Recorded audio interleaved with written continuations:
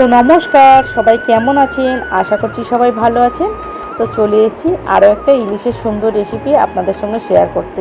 তো আগের দিন করেছিলাম ইলিশ মাছের হালকা সর্ষে বাটা দিয়ে ঝাল, আর আজকের করব ইলিশ মাছের আলু নয় বেগুন দিয়ে একদম পাতলা ঝোলের রেসিপি আপনাদের সঙ্গে শেয়ার করব। তো আপনারা যদি চান এটা আলু দিয়েও রান্না করতে পারেন। তো আমি আজকের করেছি শুধু বেগুন দিয়ে। তো বেগুন দিয়ে করলে কিন্তু ইলিশ মাছটা কিন্তু দারুণ খেতে লাগে। তো চলুন, প্রথমে এখানে উচ্ছে আর কাঁঠালের বিচি একটু পেঁয়াজ দিয়ে ভাজা করে নিলাম। তো ভাজা আমার হয়ে গেছে এখানে। তারপরে এখানে ইলিশ মাছটাকে ভালো করে নুন আর হলুদ দিয়ে মাখিয়ে সাইড করে রেখে দেবো। দিয়ে এখানে আরও একটা তরকারি রান্না করব, তারপরে ঝোলটা বসাবো। তো মাছটাকে আমার সুন্দর করে মাখিয়ে নেবো, একদম নুন হলুদটাকে ভালো করে গায়ে মাখিয়ে নিতে হবে। তো হয়ে গেছে। এখানে এই যে একটু কুমড়ো, পুঁই শাক আর মাছের ডিম দিয়ে শুকনো শুকনো একটা তরকারি রান্না করে নিলাম।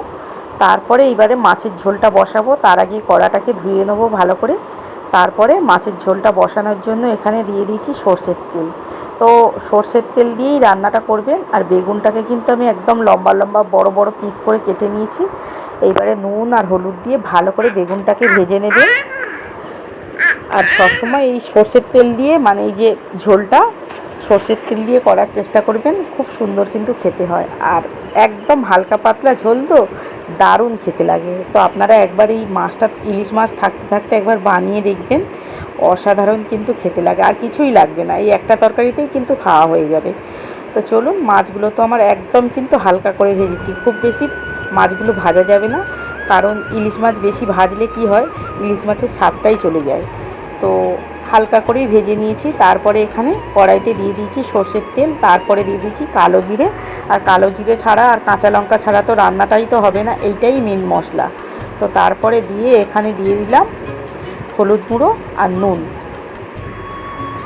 একেবারেই স্বাদ অনুযায়ী লবণটা দিয়ে দিলাম। দিয়ে এখানে এবারে জল দিয়ে দেবো, যতটা পরিমাণ জল লাগবে একেবারেই দিয়ে দেবো।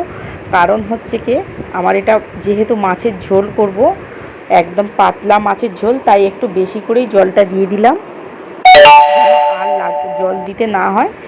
তো একবারেই দেওয়ার চেষ্টা করবেন। তো তারপরে এখানে 2 চামচ সর্ষে বাটা দিয়ে দিলাম। দিয়ে মাছগুলো একে একে দিয়ে দেবো। দিয়ে বেশ কিছুক্ষণ ফুটিয়ে নেব, প্রায় 5 মিনিট। তারপরে নামানোর মুখে বেগুনটাকে দিয়ে জাস্ট একটু নাড়াচাড়া করে নেবেন। নিয়ে 1 মিনিটের মতন, 1 থেকে 2 মিনিট ফুটিয়ে নেবেন। তারপরে এখানে ওপর থেকে খানিকটা বেশি করেই একটু সর্ষের তেলটা দিয়ে দেবেন। দিয়ে তরকারিটাকে নামিয়ে নেবেন, আর কিছুই লাগবে না এখানে। তো চলুন, তরকারিটা নামিয়ে আপনাদেরকে দেখাচ্ছি কতটা সুন্দর হয়েছে।